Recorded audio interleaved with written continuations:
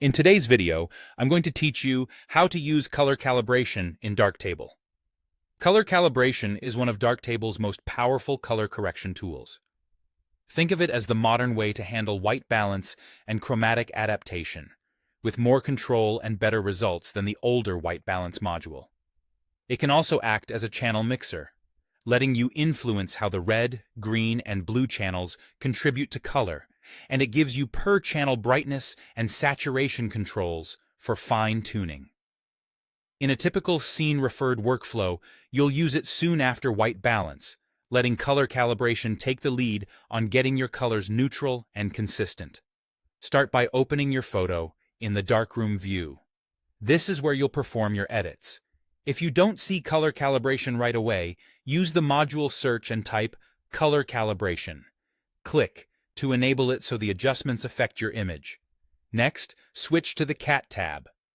CAT stands for Chromatic Adaptation Transform, and this is where you'll handle the core task of neutralizing color casts. Begin by choosing an illuminant. If you're unsure, as shot in camera is a great starting point because it uses the camera's recorded white balance. If you know the lighting was consistent, like daylight, tungsten, or other standard sources, you can choose an appropriate preset such as daylight or Planckian. These options set a baseline that often gets you very close. For the most precise result, choose custom and use the color picker to sample a neutral area in your image. Look for something that should be gray or white without a color tint, ideally in the midtones and not clipped or blown out. Avoid shiny highlights or colored reflections, as those can bias the result.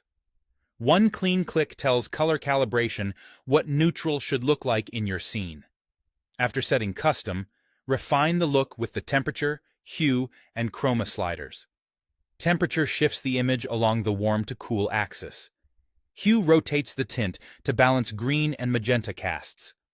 Chroma adjusts the strength of the adaptation, which is useful when a scene's lighting is mixed or unusually saturated.